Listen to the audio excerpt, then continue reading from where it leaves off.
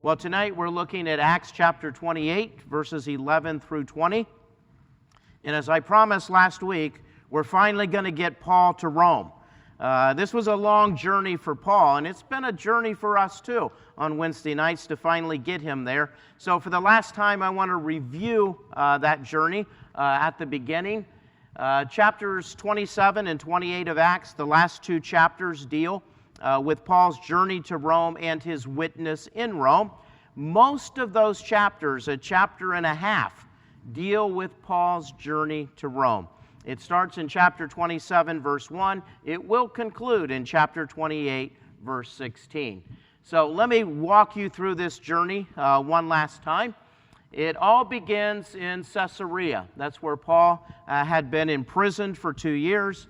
And he's now going to make the journey to Rome. He has appealed his case to Caesar, which means he has to get all the way from Caesarea all the way to Rome, from one end of this map to the other. And most of it will be by sea. He's going to be on a boat for the most part. So he takes a boat out of Caesarea, a brief stop in Sidon. They go to the north of Cyprus where the winds were calm, and they end up in Myra. And once they get to Myra, they change boats. They were on a smaller boat at the beginning of this journey. They now get on a rather large boat. It's a boat from Alexandria, Egypt. It's a grain boat. Rome received a lot of its grain, its wheat, from Egypt. And so from Alexandria straight up to Myra, it was pretty much due north. And it was a large boat because there's 276 people on this boat. And there's a lot of grain on this boat as well. So pretty large boat for the first century.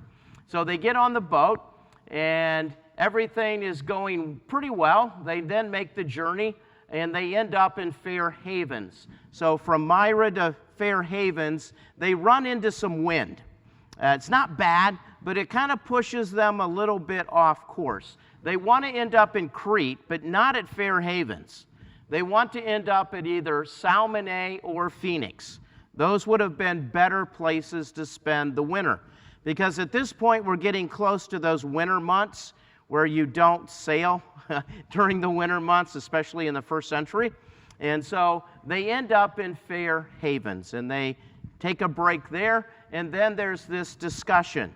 Should we stay at Fair Havens for the winter, or do we try to move on to another location that's better? And the captain of the boat wants to get to Phoenix, which is really, it's 40 miles away. Seems like no big deal. And finally, one day, the winds are blowing the way they want to, and even though Paul tells them, don't do this, they do it anyways. It should have gone smoothly, except for that thing. It's called a northeaster. It's a winter storm. A terrible winter storm, a very feared winter storm. And because of that, the wind pushes them to the west, also to the south. They want to hit Phoenix, but they go too far to the south, and they'll never make it back there. So for 14 days, they're lost at sea. They have no clue as to where they are. The cloud cover has pretty much covered up the sun and the stars, and back in the first century, they used the sun and the stars for navigation points. They can't see anything, and in chapter 27, verse 20, the conclusion of just about everybody on the boat is, we're going to die. There's no hope. This is the end of our story. We're going to die at sea. And that's when Paul steps in with some words of assurance. Those words of assurance don't just come from Paul. An angel from God visits Paul with a message, with a prophecy, a prediction that the boat would be wrecked, the cargo would be lost, but everybody would live. All 276 people would live. And that gives them some words of assurance that we're not going to die after all, even though everybody had come to that conclusion. Well, there's the prospect of landing. One night, pitch black, the very experienced crew hears some water like it's splashing up against some rocks. which gives them a clue that they are fast approaching land. The problem is it's in the middle of the night, and they can see absolutely nothing. So they take some measurements. The first measurement is 120 feet. They take another measurement soon thereafter, and it's 90 feet. So now they know they're fast approaching land. So they throw out the anchors and basically tie down the ship, and they wait until morning to finally make it to landfall. But before they make it, Paul has some words of encouragement. It's been 14 days lost at sea. No one has had a good meal in 14 days. If you're in the middle of the storm, you're not going to eat because you are seasick. Your stomach is probably turning in knots. You don't even feel like eating. But Paul says we're going to all live, and you're going to need strength to make it. So it's time to eat. So Paul goes first to eat some bread, and everybody else follows, and now they're ready to finally land the boat. This section is called Shipwreck and Deliverance. They end up shipwrecked on the island of Malta, or just outside the island of Malta. They hit a sandbar, which back in the ancient world, those didn't appear on the little little device, the depth finder, because they didn't have one of those things. So no way to tell where the sandbar was, and they run right into it. This is Malta today, and this is St. Paul's Bay. This is the bay that everybody thinks the boat landed in, and they've actually named it after St. Paul. And as you can see, they come in through a very narrow passage there. It's about 100 yards wide. And when they come through that, that's where they hit the sandbar. Today, that sandbar no longer exists. It's all been washed away. But it was there back in the first century, and the boat is wrecked. The bow gets stuck in the mud and the clay, and the stern of the boat gets beaten up by the waves and the wind, and the boat is lost. The only way to land is to swim. And those who could actually swim go first. And they made it to shore. Those who could not swim grabbed maybe some of the wreckage from the boat and floated in. Maybe a buddy at that point helped them make it to shore. But at the end, all 276 people safe on shore. Nobody dies. The angel's prophecy, 100% correct. The ship is wrecked. They had already thrown all the cargo overboard in order to make the ship lighter, but all 276 people survive the shipwreck. Now we have Paul's deliverance from the snake in chapter 28. They're on the island of Malta. It's wintertime. It's still very cold. There's a fire going, and apparently the fire was getting a little bit low, and Paul always takes initiative, so he grabs some logs and some brushwood and throws them on the fire to keep the fire going.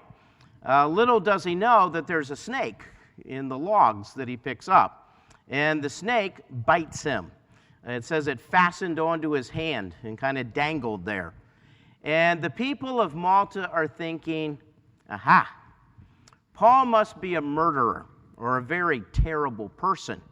He survived the storm, he survived the shipwreck, but justice has now come to him, and he's going to die from the snake bite. So they look at Paul, and they wait, and they're just waiting for him to fall over dead, or at least his hand to swell up, but nothing happens. So they conclude that he's a god. That's the only conclusion they could come up with. And for some reason, Luke doesn't record Paul's response, which I'm sure that Paul said, no, I'm not a god. There is a God, but it's not me. But he doesn't actually record that. Then we move on to the next story, and that's the hospitality of Publius, or Publius, however you want to say that. He is the chief leader of the island of Malta. And apparently he invites Julius, who then invites Paul and some of Paul's Christian friends to come to his residence. They stay there for a few days. It just so happens that this man's father has Malta fever, apparently from goat's milk, and it's a fever that can last a very long time. and Paul brings healing to the man by praying over him and laying hands on him. And then rumors start spreading throughout the island that there's somebody on the island who can heal people. So they all bring their sick to Paul, and he heals many people. Very similar to Jesus' story when he healed Peter's mother-in-law of a fever, and then rumors spread, and all these people showed up wanting healing as well.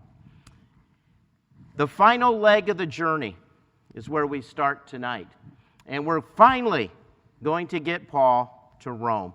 So let me read Acts chapter 28, verses 11 through 16. And then we'll talk about those verses as Paul finally arrives in Rome. Verse 11 says, "After 3 months we put out to sea in a ship that had wintered in the island. It was an Alexandrian ship with a figurehead of the twin gods, Castor and Pollux. We put in at Syracuse and stayed there 3 days. From there we set sail and arrived at Rhegium. The next day the south wind came up, and on the following day we reached Puteoli. There we found some brothers who invited us to spend a week with them, and so we came to Rome. The brothers there had heard that we were coming, and they traveled as far as the Forum of Appius and the 3 taverns to meet us.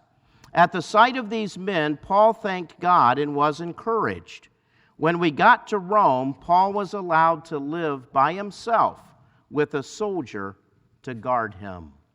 So this is the final leg of the journey. And it's interesting that ever since Paul became a Christian, he was a man on the move. He's had 3 missionary journeys where he's taken the gospel to many Gentile cities. He's been on this incredible journey from Caesarea right now to Malta, a journey that will eventually end in Rome. But once he gets to Rome, his travels are over. They will cease at that moment. Ever since Acts chapter 19, verse 21, Paul has had it in his heart to go to Rome. That's where he wanted to go. Perhaps it was on his bucket list. Perhaps Paul was thinking, before I leave this life, I just want to go to Rome, the capital of the Roman Empire, and there proclaim the message of Jesus to the people. It was in his heart to do that. When Paul gets to Rome, his dream is fulfilled. Probably not in the way he wanted it to. Paul would have loved to have shown up in Rome as a free man. He does show up as a prisoner, as we're going to find out. It's also the conclusion of Acts chapter 1, verse 8, where it talks about taking the gospel to Jerusalem, Judea, Samaria, and to the ends of the earth. And for Luke's understanding, ends of the earth means Rome. And when they finally make it to Rome, that verse is completed. Jesus' commission is fulfilled, and he can end the book, is probably what Luke was thinking. So we find out in verse 11 that they have to stay 3 months on Malta. There's no way that sea travel can take place during the wintertime. Luke includes 2 small stories of what happened in the 3 months. I'm sure there was much more to tell, but Luke only tells us a little bit about Paul's journey and his stay at Malta. So when could they leave?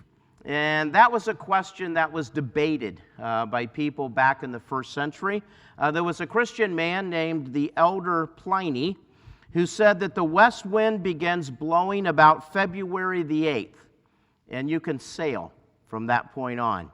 But there was a Roman man by the name of Vegetius, and his conclusion was that March the 10th was the best time to sail. So somewhere between February the 8th and March the 10th, they're going to leave Malta and resume their journey to Rome. The year happens to be AD 60. So chances are, whenever the weather was good between February and March of AD 60, that's when they resume their journey. And when I think about the year AD 60, it's the beginning of a new decade. It's a decade that's not going to go well for the Jewish people. It's a decade that's not going to go well for Christians either. In that decade, in AD 64, was the Great Fire of Rome. And historians pretty much agree that Nero set the fire. But he needed somebody to blame other than himself. So he blamed the Christians. And a horrible, horrible persecution of Christians took place, beginning in AD 64. In AD 68, the Jewish people decide to rebel against Rome and try to regain their independence. Initially, they win a few victories, but then things get really ugly for the Jewish people. And by AD 70, Jerusalem gets destroyed, and for all practical purposes, the nation of Israel ceases to exist. All of that happens in that 10-year period between AD 60 and AD 70.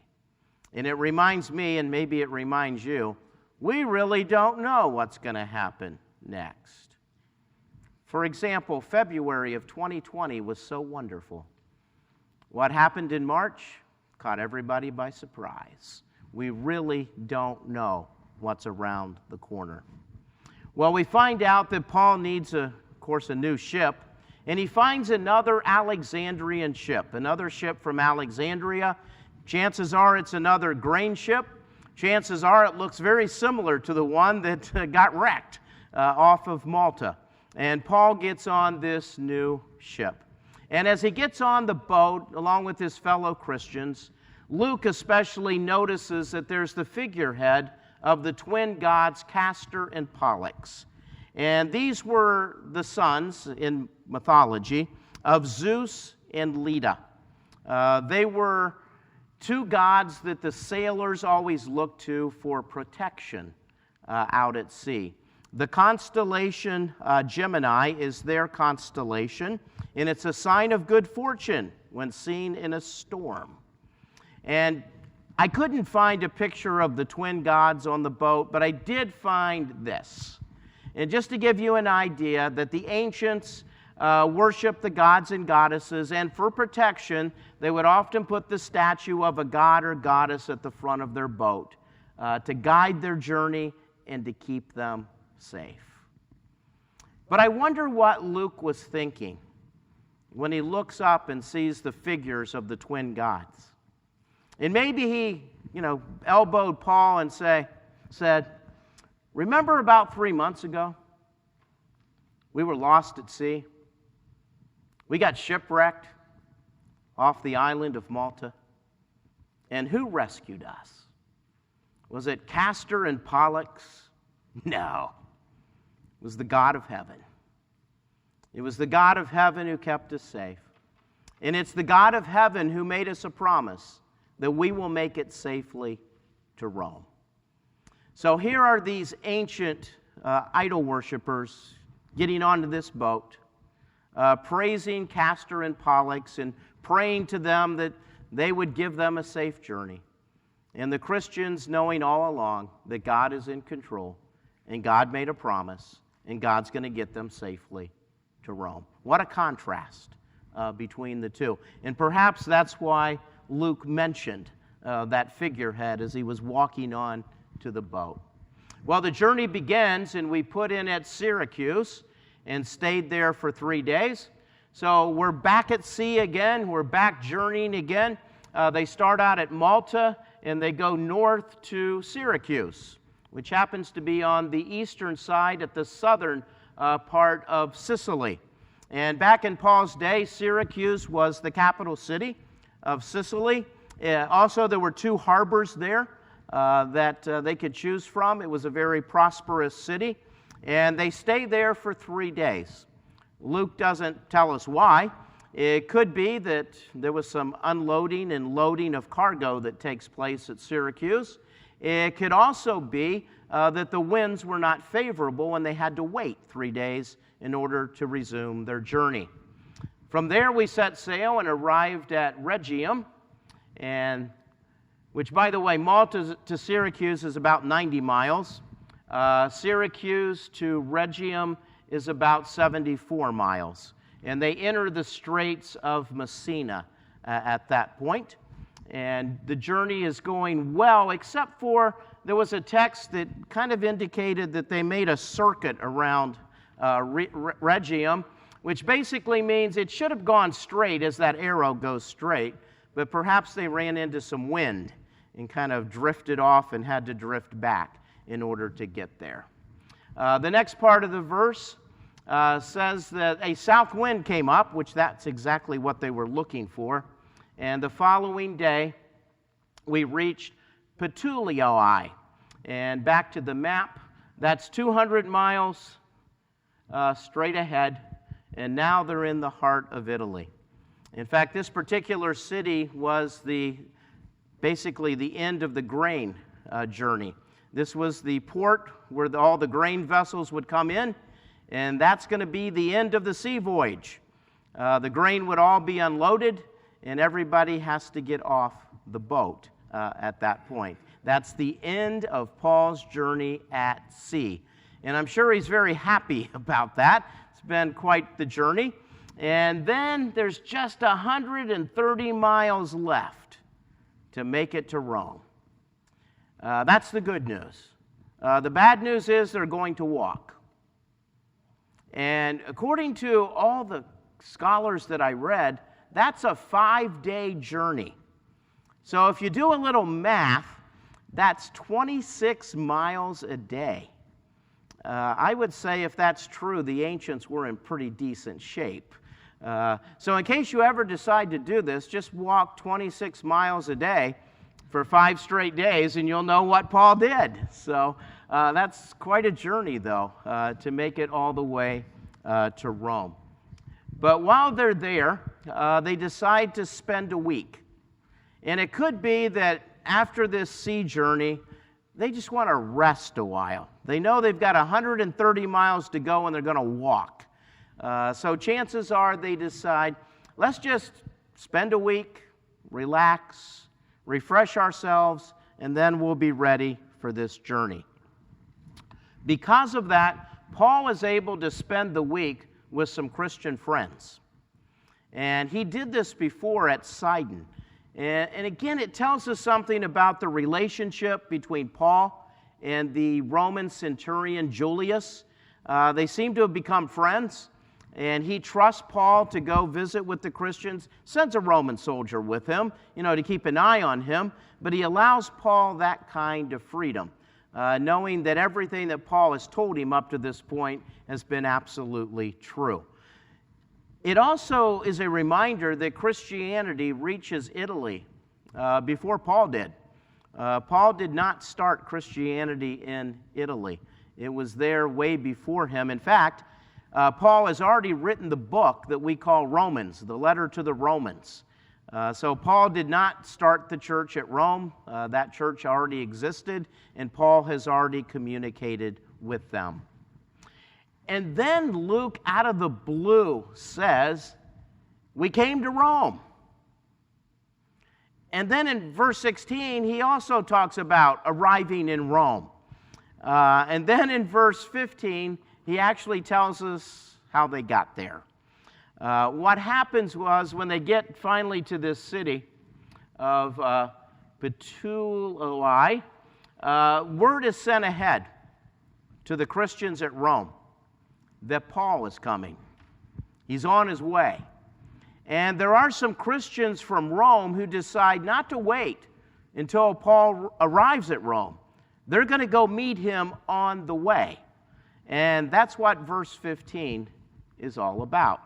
The brothers there had heard that we were coming, and they traveled as far as the Forum of Appius, the marketplace of Appius, and 3 taverns to meet us. Now, if we look at the map once again, the Forum of Appius is 43 miles from Rome. 3 taverns is 33 miles from Rome.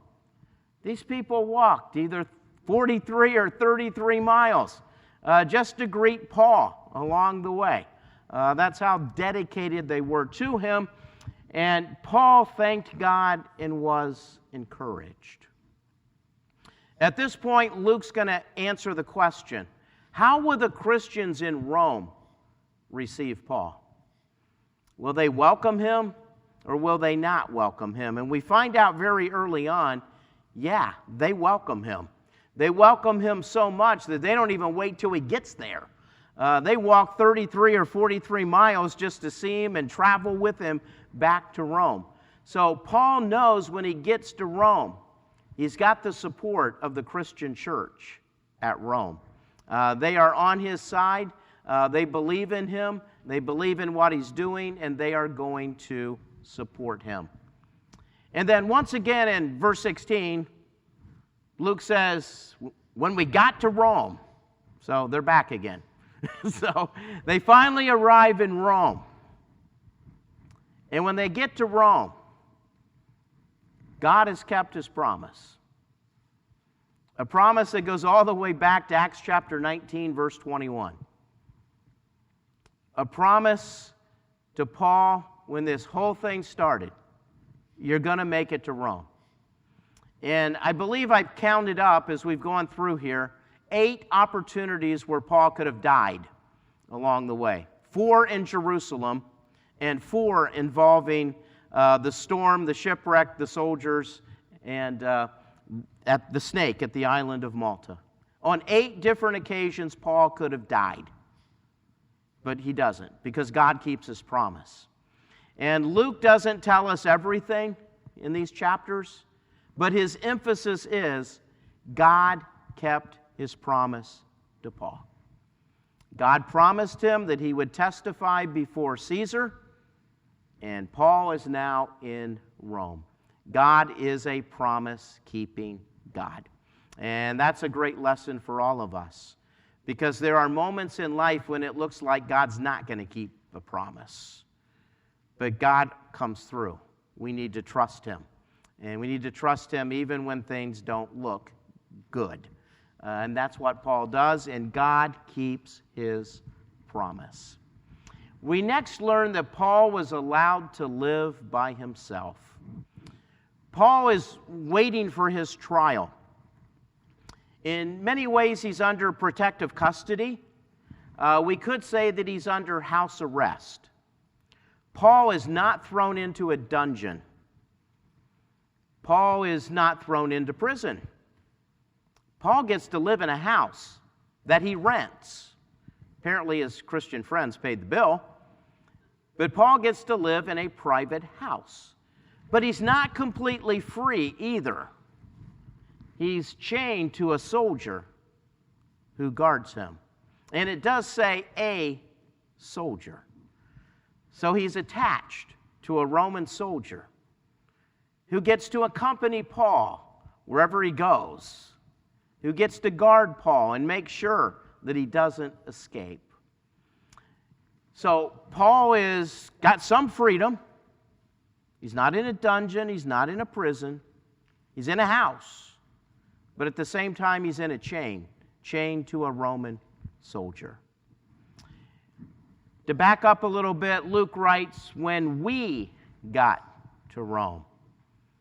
Luke has been on that boat with Paul from the very beginning. From Caesarea all the way to Rome, Luke has been with Paul. And that's why we have this huge travel journal that Luke's able to give us, because he was right there with the apostle all the way. This is the last time we find the word we in reference to Luke. So this is the last reference. However, we're going to find out later that Paul spends 2 years under house arrest. We don't know where Luke is, but we do know that for at least part of that time, he stays with Paul. During this time, most scholars agree that Paul writes 4 books: Ephesians, Philippians, Colossians, and Philemon. Luke is mentioned as sending greetings to the church at Colossae in Colossians chapter 4, and also sending greetings to Philemon in Philemon verse 24. So at least for part of the time, Luke remains with Paul. If scholars are right that Paul writes Ephesians, Philippians, Colossians, and Philemon, he writes them while he's under house arrest. And you may have heard a sermon or two on Philippians chapter 4, where Paul says, "Rejoice in the Lord always," and I will say it again, rejoice. And you may have heard a Bible study teacher or a preacher say that Paul wrote this from prison. And if Paul can rejoice in prison, you ought to rejoice too. It makes a great sermon. The only problem is it's not true. Paul's not in prison. He's under house arrest.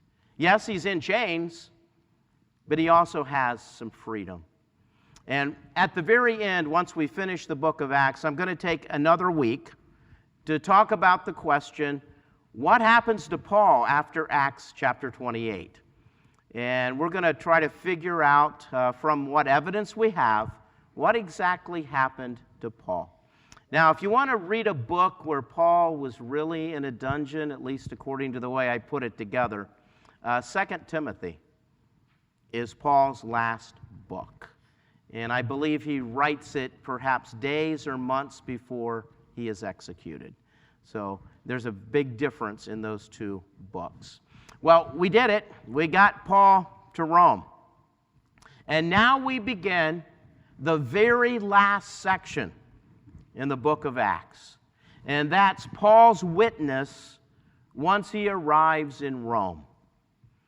And as we've been going through this book, especially from about chapter 21 on, it's about Paul's trial. He got arrested. And all the way through all of these chapters, there's no resolution to his trial. And he's going to Rome to get resolution to his trial. He's going to stand before Caesar, and Caesar's going to give a verdict, and that's the Supreme Court, and whatever Caesar says goes, and that's going to be the end of the story. There's only one problem. In these last verses in the book of Acts, Luke says nothing about the trial before Caesar.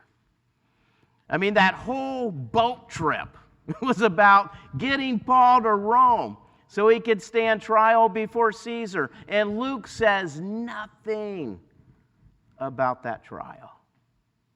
The only thing that Luke says about the Christian church in Rome were those visitors that came to greet Paul along the way. What's the last topic in the book of Acts? It's Paul's relationship with the Jewish people. Now, that's a topic that Luke has dealt with on many, many occasions. But it's fascinating that Luke ends the book, and the last major issue that Luke tackles is the relationship between Christianity and Jewish people who don't believe in Jesus. And that becomes the major focus of this last couple of paragraphs. Now, we already know something about Paul's relationship with the Jewish people. There's a pattern, and that pattern was true at Pisidian Antioch, at Corinth, and also at Ephesus. Paul would go into the synagogue, and since Paul is a Jewish rabbi, they let him talk. And what does Paul talk about? Jesus of Nazareth being the Jewish Messiah. And he pleads with the Jewish people to put their faith in Jesus as their Messiah, just like he has. And many of them do. But then we move to the next stage. Those who don't put their faith in Jesus as their Messiah begin to resist and stir up trouble. Until finally we reach stage 3, which we could call rejection. Paul gets thrown out of the synagogue. And Paul says the words, okay, I'll just turn to the Gentiles. Which really makes them angry. We're going to find that same pattern in the last verses of Acts chapter 28. When Paul initially meets up with the Jewish people, there's going to be this sense of acceptance. There's going to be a sense of welcome. They will receive Paul. But then their reception returns to resistance. And finally, rejection. And for the last time in the book of Acts, Paul's going to make the statement, from now on, I'm turning to the Gentiles. And the book's pretty much going to close at that moment. And as we look at Christianity today, knowing that Christianity basically started with Jewish people believing in Jesus. Acts chapter 2. There was all those people that came to faith in Jesus, and they had one thing in common. They were all Jewish. But when we look at Christianity today, most believers in Jesus are Gentiles. There are some Jewish people who believe in Jesus, but the vast majority of Christians today are Gentiles. So this last section kind of sets up what's going to happen throughout history. Paul doesn't know it. It's AD 60. He doesn't know in 10 years there will be no more Jewish temple. No more sacrifices in the temple. No more Sadducees to deal with. From that moment on, Judaism moves to the synagogues. The priesthood is over. The temple is over. He doesn't know that, but what he says in many ways is prophetic of what's going to take place. So let's take a look at this, beginning with Paul's meeting with the Jews. And that goes from verses 17 to 22, and we will hopefully make it to verse 20 tonight. 3 days later, Paul calls together the leaders of the Jewish people. Paul has been in Rome for 3 days. For the last 5 days, he's walked 26 miles. I'm sure he's quite worn out. After 3 days, you would think, okay, whatever Paul does first is going to be the most important thing that Paul thinks he needs to do. So who does he call for? He calls for the leaders of the Jews. Now remember, Paul is in a rented house. He's physically chained to a Roman soldier. So Paul can receive visitors. He's allowed to do that. Paul can have his friends do errands for him. But there's one thing Paul can't do. Can't leave the house. So he can't go to the synagogue. So instead of going to the Jewish synagogue and preaching about Jesus, which he would really like to do, he invites the synagogue leaders to come to his house so he can talk to them. Why does Paul want to meet with the Jewish leadership? Perhaps 2 reasons. The first is to find out what they really know about him. We do know that the Jewish leaders in Jerusalem, well, they want Paul executed. They were the ones that wanted Paul arrested. They were the ones that tried to get Festus to have the trial back in Jerusalem, knowing that regardless of how the trial turns out, we're going to execute Paul before he can leave the city again. So the Jewish leaders in Jerusalem want Paul dead. Have the Jewish leaders in Jerusalem communicated somehow with the Jewish leaders in Rome and poisoned them against Paul?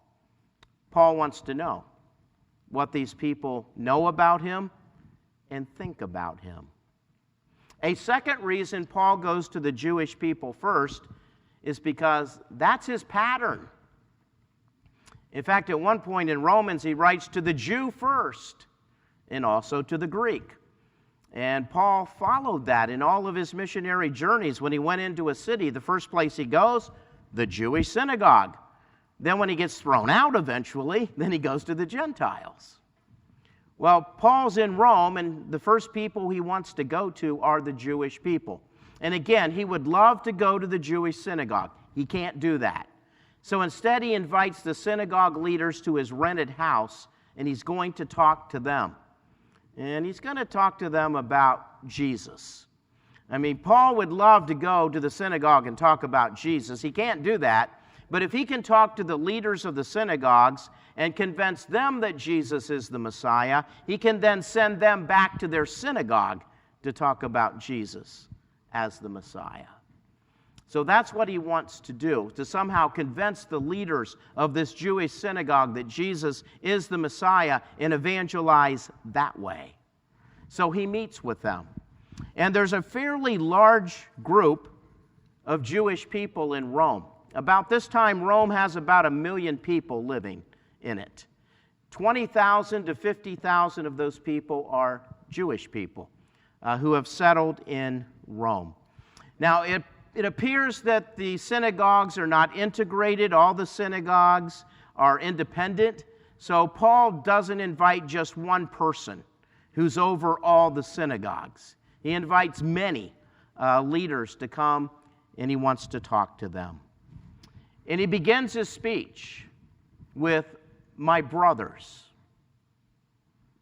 Throughout the book of Acts, Paul is portrayed as a Jewish person to the very end. In fact, Paul would say that as a Christian Jew, he's more Jewish than the non-Christian Jews, because he believes that Jesus of Nazareth is the Messiah. The other Jewish people are missing out on God's truth. He is more Jewish than they are, because he believes all the prophecies about Messiah that Jesus fulfilled. And he can prove to his Jewish friends that this is what our scriptures say Messiah was going to do, and this is what Jesus did. Therefore, Jesus is the Messiah. The Jewish people throughout the book of Acts do not treat Paul very well. But he never gets angry. Well, maybe he gets angry, but he never gives up on them. He never throws in the towel on his Jewish friends. And here he addresses them as my brothers. Paul wants to share with them, what is he doing in Rome? How did you get to Rome? Paul's going to answer that question for these Jewish people. And he begins by saying, I have done nothing against our people or against the customs of our ancestors. I am innocent of any charges of people who say that I have spoken against the Jewish people, against the Jewish religion, against the customs of Moses. I have not done any of that. The Jewish leaders in Jerusalem would disagree with him, but Paul maintains his innocence to the very end. In fact, Luke makes a point of proving that Paul is innocent of any of the charges against him. He says, I was arrested in Jerusalem and handed over to the Romans. That phrase, arrested and handed over, is also used about Jesus in the Gospel of Luke. Jesus was arrested by the Jewish people and handed over to the Gentiles. Luke uses the same lingo in talking about Jesus as he does in talking about Paul. So Paul tells the story, I was arrested, I was handed over to the Romans, they examined me, they wanted to release me because I was not guilty of any crime deserving death. And he's right. The Romans could find no crime that Paul had committed. Felix, the Roman governor, examines Paul and goes, he's committed no Roman crime. Festus says he's innocent. However, Felix and Festus were caught in a political dilemma. They were governors of the Jewish people, and they wanted to make the Jewish people happy. The Jewish people want Paul dead, but Paul's a Roman citizen. So what do? You know, if you have Paul executed, you can make the Jewish people really happy, but he's a Roman citizen, he has rights. And if you release Paul, he's a Roman citizen, no crime against Rome, he ought to be released. But then you anger the Jewish people and you're their governor. And they may get angry with you and do horrible things to you. Start riots. So the politics of all of this comes into play. Paul says they wanted to release me. Well, if they really wanted to release Paul, they could have. They had every right in the world to do it. All they had to say is he's committed no crime against Rome. He's a Roman citizen. He's free. But again, they were caught in a political dilemma. When the Jews objected, I was compelled to appeal to Caesar. The Jewish people were twisting the arm of Governor Festus and telling him, move the trial back to Jerusalem. That's where the crime occurred. Move the trial back to Jerusalem. Paul knew if he goes back to Jerusalem, he stands no chance of living. Even if he's declared innocent in Jerusalem, he would never make it out of the city alive. There would be Jewish people all over the place ready to ambush him. So Paul says there's one thing I can do that nobody can stop. I can appeal the case to Caesar. As a Roman citizen, I have that right, and he exercises that right. And what's so fascinating about the story is that the one person who said Paul ought to be released was Herod Agrippa II, the so-called king of the Jews. It was a Jewish man who didn't really know much about all the politics, who said if Paul had not appealed to Caesar, he should have been acquitted and set free. But at that point, it was too late. So, then Paul brings up the idea. I have a right as a Roman citizen. They've charged me, but I can press counter charges if I want to. It's my legal right to do that in a court of law. But Paul says, no, I have no counter charges to make against the Jewish people. I'm Jewish, I'm a loyal Jew, and I will not bring charges against my people, our own people. For this reason, I have asked to see you and talk with you. It is because of the hope of Israel that I am bound with this chain. Paul's getting to the key point he's already made in the book of Acts. Paul is imprisoned because of the hope of Israel. What's the hope of Israel? Messiah, resurrection. And Paul's belief, Jesus is the Messiah. Jesus rose from the dead. He's the first to rise from the dead, guaranteeing resurrection for all who believe in him. So Paul wants these Jewish people to understand that the real issue in my case is the hope of Israel. It's about the Messiah. And so this is a Jewish issue. The Romans never understood this case. It was all about Jewish religion. They didn't know anything about Jewish religion. This was all about, is Jesus of Nazareth the Messiah? Or isn't he? And that's the question that Paul wants to end on.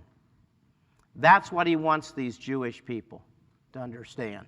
And next week, as we wrap this up, we'll wrap up chapter 28. We'll find out how Paul tries to persuade them and how they respond to him. Let's pray.